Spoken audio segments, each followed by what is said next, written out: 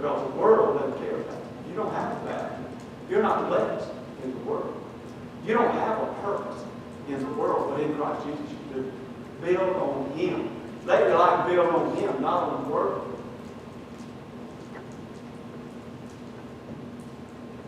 Brother Boyette took me and Pastor Rick on a camping trip one time. And we thought we were just going to have fun.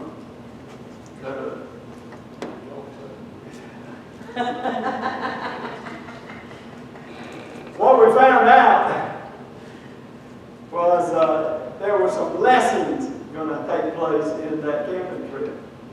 And I'm going to go ahead and tell you this. Rick had a bad habit of doing this in church. And he'd do this away. And as we were camped out and we were catching frogs and sticking them on a stick and cooking them over the fire and stuff like that, climbing the hills and, our mentor, our teacher, said, Rick, don't do this anymore. It's distracting. Rick said, I'm just, the little hair right there in my head, it doesn't make any difference. It's rude, don't do it anymore. So I laughed and laughed, you can't pick me out of the church no more. It's rude, distracting. I didn't know I had a lesson too. Our teacher said, Gordon, you have got to buy some clothes. And not keep wearing them same old raggedy clothes. You have overalls and that old shirt that you wear every Sunday. Because you can see through it. It was so threadbare. And it just don't work clothes. I was buying into the idea that if you come to church, nobody cares what you wear. Just show up in anything. But the truth is that God had a bigger plan. And our teacher knew that I needed to dress better coming into God's house. Or you know what I did? When we got back from the camping trip, I went to Jock and I bought some clothes. You know where Jock and is, JCP. I bought some clothes and I showed up in church in my new clothes. I got a standing ovation. What I didn't know is everybody was ready for me to buy some clothes. They tired of seeing me in that kid. There is a vision for the church. And it's Christ's vision. And I still think it's, in a real way, it's not so much what you wear, but who you are.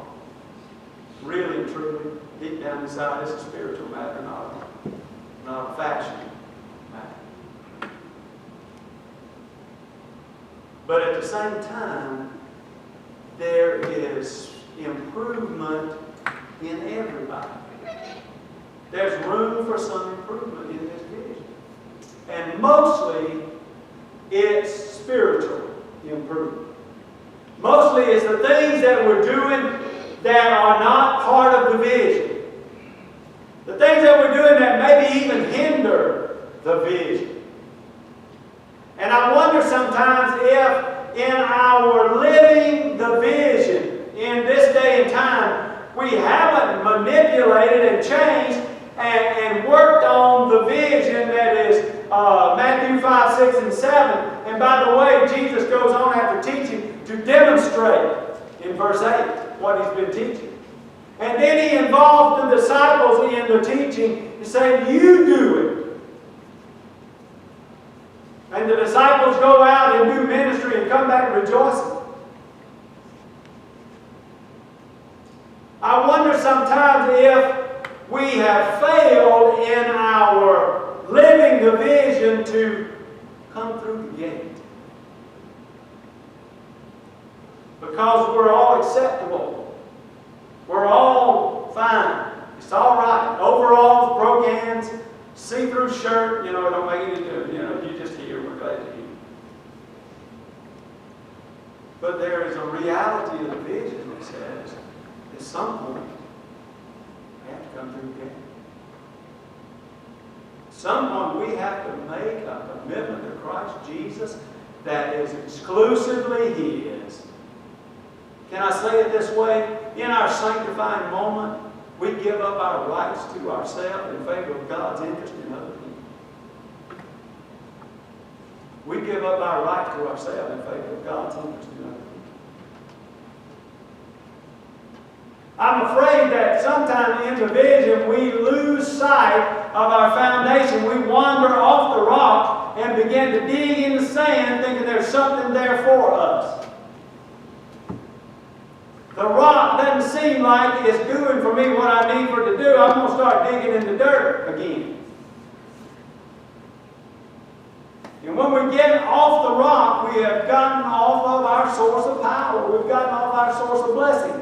We've gotten off of our source of blessedness.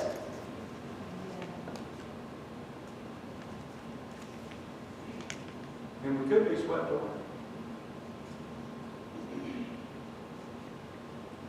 Jesus cast a wonderful vision. His vision has come to fruition.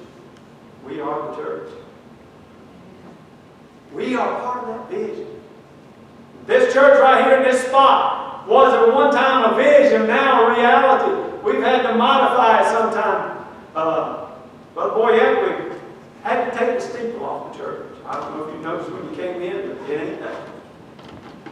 And the reason is because that chandelier and this chandelier, the way the steeple was bolted on up there, allowed water down through the end of the steeple, ran down the ceiling, ran to the chain, ran down the chain, and filled up the globe with water.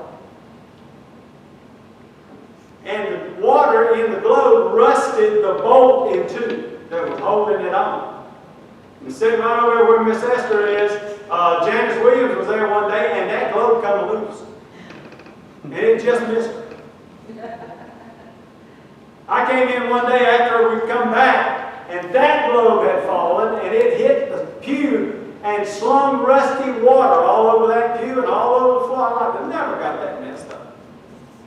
And we fooled with that steeple and fooled with it and fooled with it and tried to patch it and tried to do anything that we could to get that water to stop running down. Finally, somebody said, why don't we just take the steeple down? My goodness. Darrell Pitt said, I know a man that operates a crane that will come hold it for us. We'll cut that thing off with a chainsaw. He'll lay it right over in the parking lot. Everybody said, $6,000, $7,000, $8,000, $10,000. Now you don't tell them what a crane coming out of Atlanta cost that would do that. Darrell called him. The man said, have the pastor call me. I called him. He said, you want to take a steeple off top of the church? Yeah. I told him how tall it was. I didn't have any idea how much it weighed, but it had to be heavy. I said, people tell me $7,000, $8,000, $10,000 get you come down here. He said, how about $500? I said, when can you come? I didn't know whether we could even do that or not. But for $500, I was willing to give it a try. There was a heap of folks that wanted to help. There was about 6 of us on the roof and 3 chainsaws. Now, that's a dangerous thing. All them chainsaws cranked up at one time. But brother, he laid that crane right over there next to that cross that was on top of that steeple. Threw a sling around it, he tightened it up, and then 3 chainsaws went to work, zip, zip, zip. And that man, it looked like it flew that steeple right over the power line, right over the parking lot.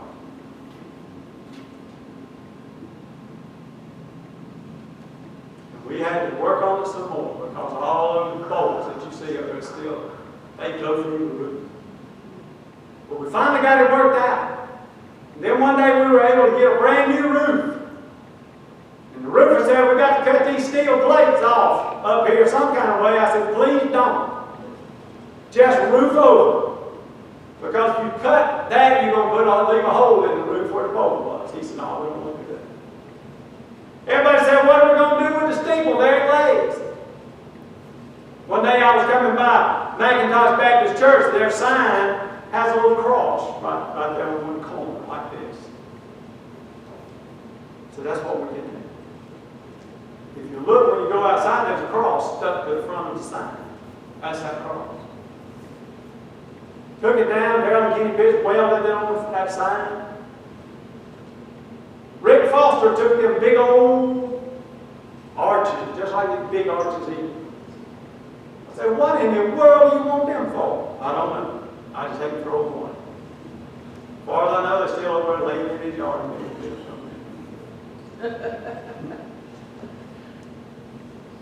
The vision that became this church, we had to do some things, modify some things. We had to do some things a little different from time to time to keep the church building useful. We're in the middle of replacing the carpet. And we put a new roof on. And all that, costs a lot of money, but we're going to do it. We're going to keep the church here. It's going to do what God intended for it to do. We're going to be faithful to the vision. But if we fail to follow Christ's vision, then we're nothing but a civic club. We're just a get-together. It's good fellowship, but that's all it is. Today, the message of the vision of Christ is build the vision on Him and go through the kingdom. Let's stand. Thank you for your attention. I appreciate it. Brother Lord, it was an honor to have you here today. Thank you for coming. Can I just say something in response? Yes, sir.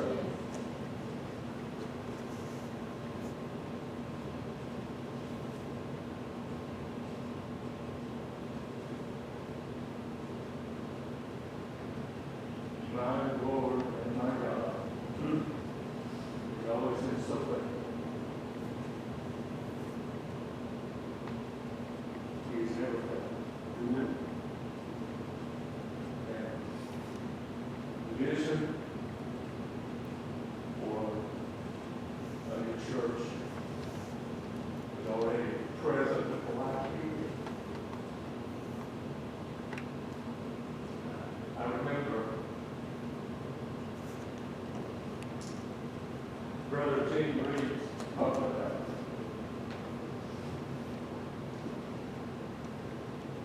three men that I went to later on and talked to you about it. John Rivers, Jimmy Rivers, father. All three is spirit. So I thank God for those things. For the women that were involved. And I know God sent people out to pray for us here.